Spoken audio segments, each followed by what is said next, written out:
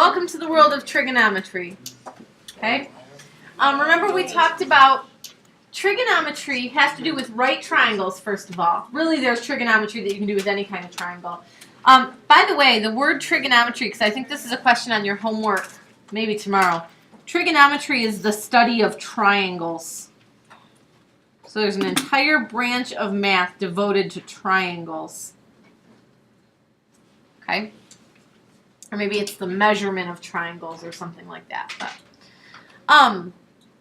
and here's what happens. We've already talked about this, that if you have a right triangle, and if I know this angle, let's say, I automatically know that any other right triangle that has that same angle is going to be similar to this one, because you have that AA similarity, right? That anytime you have these two angles, you're going to have a triangle that's similar to this one, which means the relationship between the sides is going to be the same in every single one of those triangles.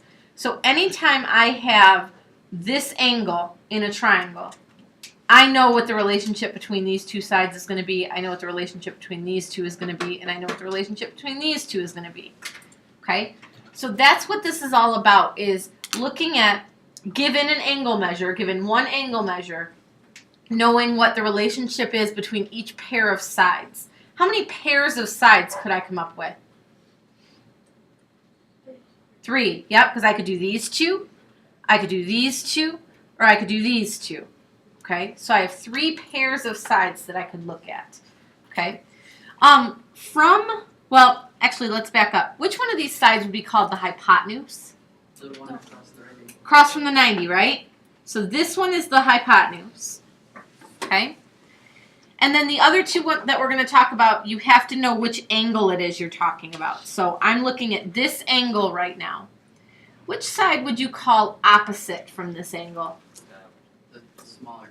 Yeah, the one that's directly across from it, right? Yeah. That's opposite.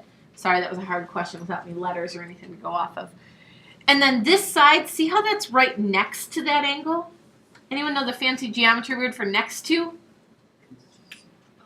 Adjacent, good. So this is the adjacent side.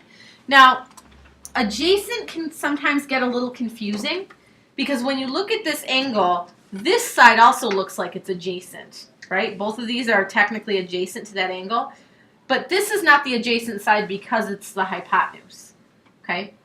So if you find the hypotenuse first, then the adjacent is just the other one. Okay, so these are your 3, remember I said we're going to look at 3 different pairs of sides? These are your 3 different pairs, sine, cosine, and tangent. Okay, so sine is a ratio of the opposite side over the hypotenuse. And remember, ratio is just a fancy word for fraction. Okay, are you okay with that, or do you need me to write out the whole word? That's good? Okay. Cosine is a ratio of the adjacent side to the hypotenuse. And what do you think tangent is? O and A, yep, opposite and adjacent. It does matter which one's on top. Okay, so tangent is opposite over adjacent, cosine is adjacent over hypotenuse, and sine is opposite over hypotenuse. Sounds like a lot to remember, right? It's not too bad. You're going to memorize it really quickly. And I'm going to give you a little acronym. Does anyone know the acronym? Caitlin, you're dying to say it. SOHCAHTOA. Write this down over here. So, if you had a more fun geometry teacher, I would make up a really cool story about like an Indian chief named SOHCAHTOA who loved triangles, blah, blah, blah. I've heard that before. SOHCAHTOA. So I guess that might actually make more sense. But this is your acronym that you want to remember. Do you see how this is helpful? No. Yeah. Okay. I'm glad you said no. Sine is opposite over hypotenuse. Cosine is adjacent over hypotenuse. And tangent is opposite over adjacent. So as long as you know SOHCAHTOA, you know these. Okay? Of course, you have to know how to spell SOHCAHTOA for it to be helpful. Okay? So I would put some time into memorizing how to spell that. But you've got a pretty limited set of letters to be working with, so you can usually figure it out. Okay? Okay, let's start actually doing some math with it. So let's look down here. It says setting up trig ratios. This is the first kind of thing I could ask you to do here. My pictures are kind of small up here, but you have them on your paper too. Okay, so this one is asking me for cosine of z. Okay, so here's angle z. You always have to know which angle you're looking at. And which two pieces do I need for cosine? Okay, so cosine is adjacent over hypotenuse. Let's find the hypotenuse first, because that's always the easiest one to find. Which one of these numbers is the hypotenuse? 15, so this is my hypotenuse. And then which one would be adjacent to z? The 12. So I would write 12 over 15. That's my ratio. Okay? Now, could I turn 12 over 15 into a decimal? Yeah, I sure could. Let's do that. How do I do that? Yep, 12 divided by 15. I feel like that should be an easy one. That should be 0.8, right?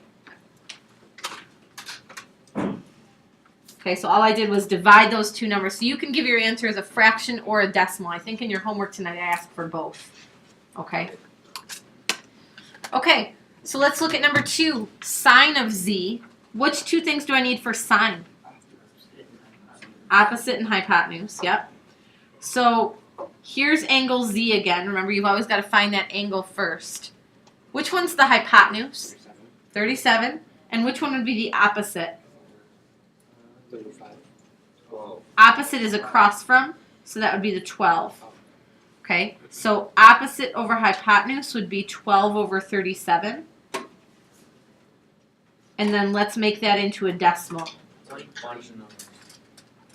And we're going to write it down to 4 decimal places. This one ended, so we didn't have any more decimals to write. But we're going to do 4 decimals. So 3243, right?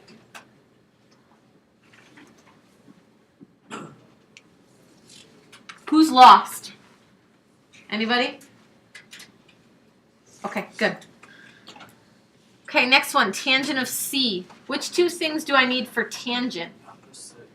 Opposite and adjacent. So let's find angle C.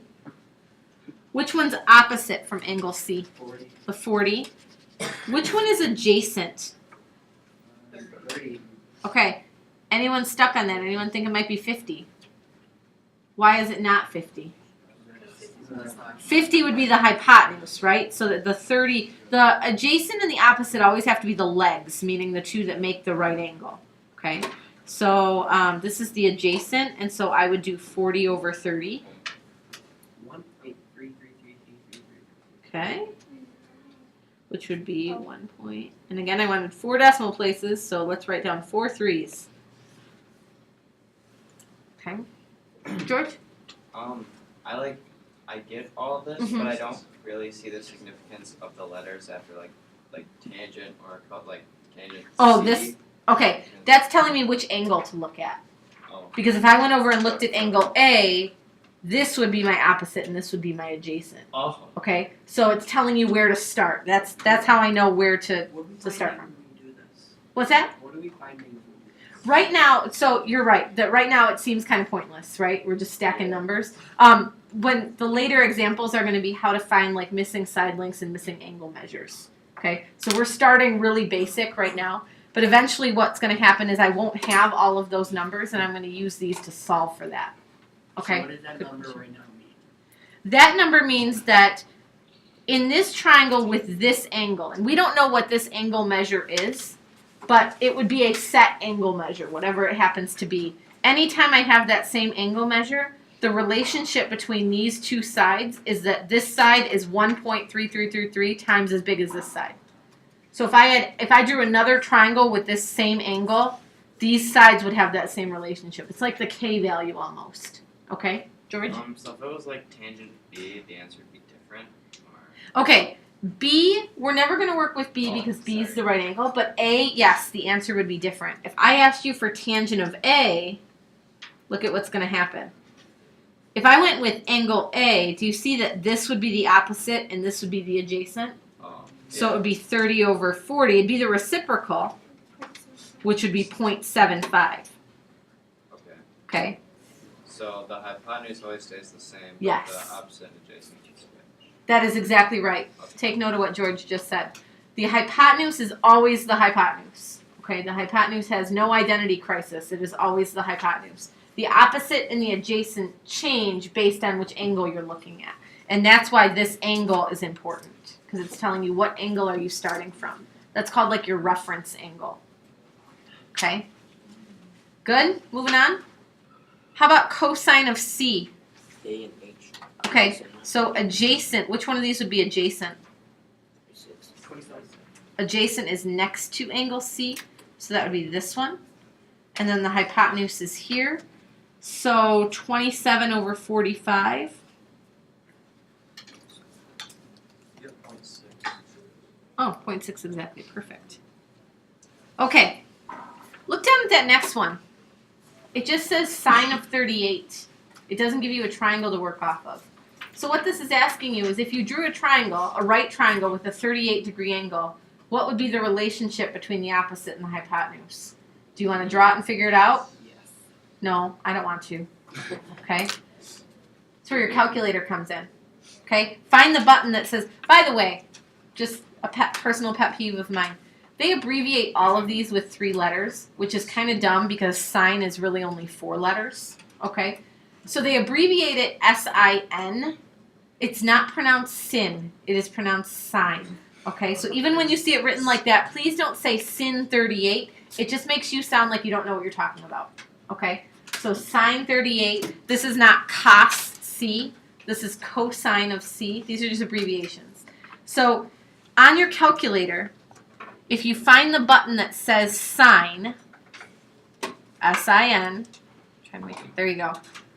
You can type in sine 38 and enter. Oh, wait, let's check something first. If you're using my calculators, you're probably okay. If you're using your own, you may get a different answer. Did anyone get a different answer than that? Okay. Actually, my answer's wrong. Yeah. Okay. Hit mode. Well, everyone, just do this so you know. Hit the mode button on your calculator, which is next to the second key. And then the third line down, you should see an option for radian or degree. It should be in degrees.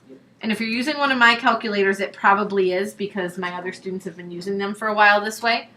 Mine that I pulled out of my drawer was not in degrees. There's 2 different ways to measure angles, radians and degrees.